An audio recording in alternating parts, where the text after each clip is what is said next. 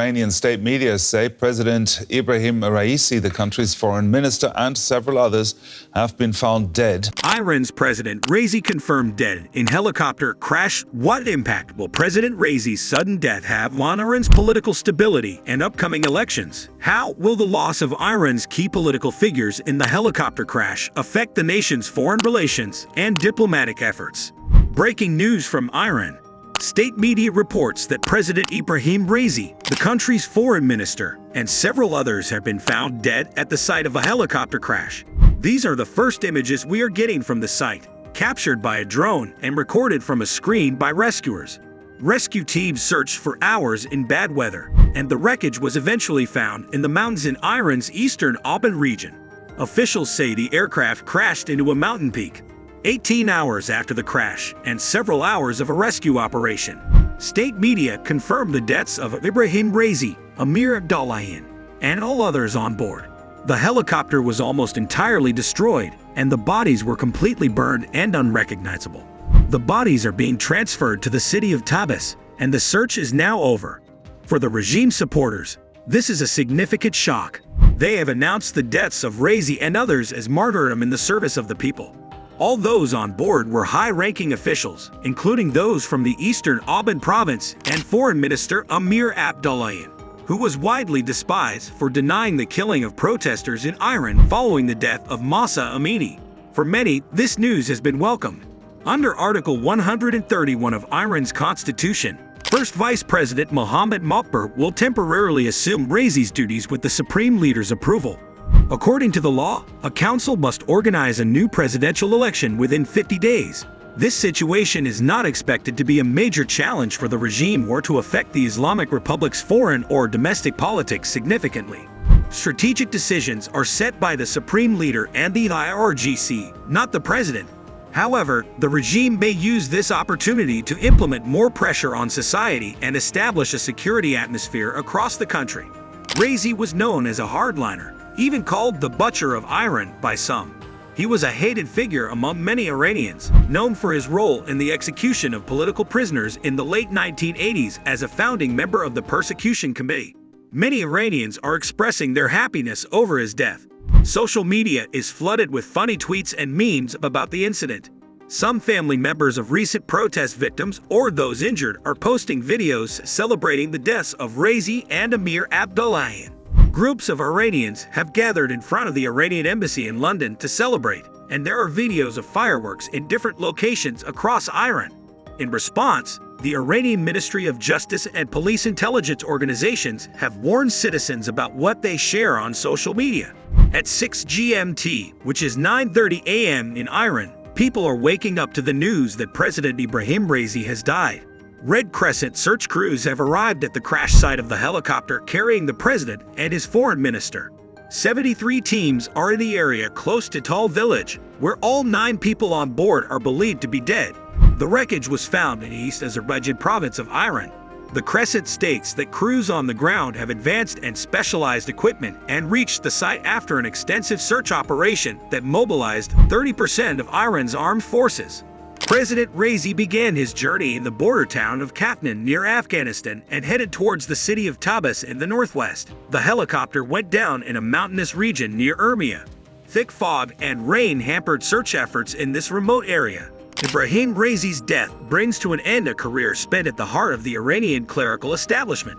Ibrahim Raisi was born to a clerical family in Mashhad, Iran's second-largest city and home to the holiest Shia Muslim shrine in Iran. He was 5 years old when his father, a renowned cleric, died. His family's close relations with the clerical establishment helped him climb the career ladder.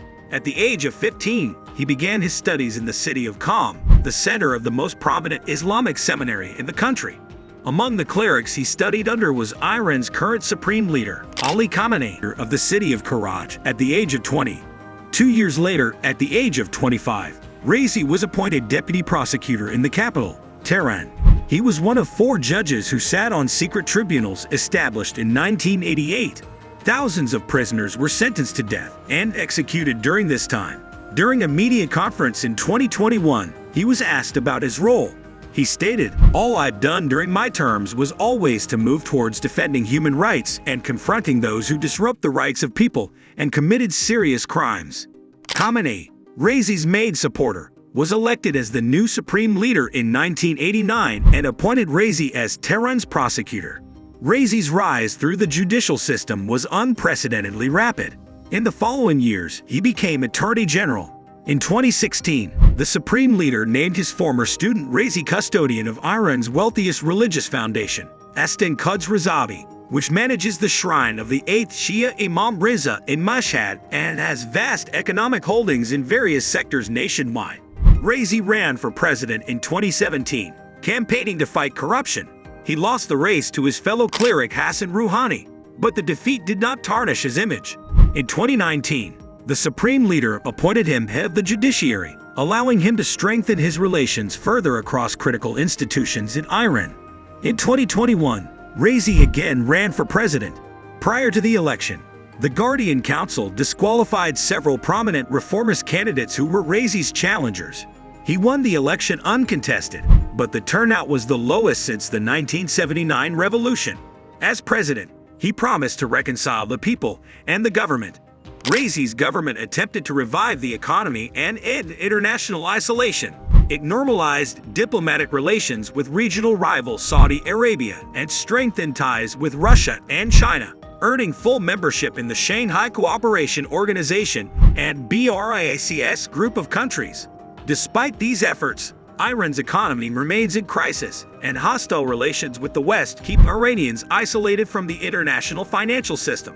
The crash involved 9 people, including President Ibrahim Raisi, Foreign Minister Hossein Amir Abdullahian, the governor of East Azerbaijan province, the imam of the Juma Mosque of Tabriz, the head of the Presidential Security Unit, a pilot, a technician, the co-pilot, and another security guard. Their bodies are being retrieved and transported to Tabriz before heading towards the capital.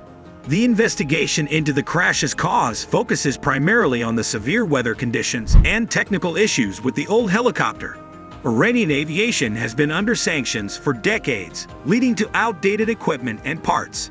Despite some speculation, no Iranian officials have suggested sabotage or external interference. According to the constitution, in the sudden death of the president, the first vice president takes office. The supreme leader has already given authority to the first vice president, Mohammad Mokber, who is now officially and practically the head of the government. Within 50 days, an election must be held to elect a new president. Reactions to Raisi's death extend to Lebanon, where Iran has significant influence.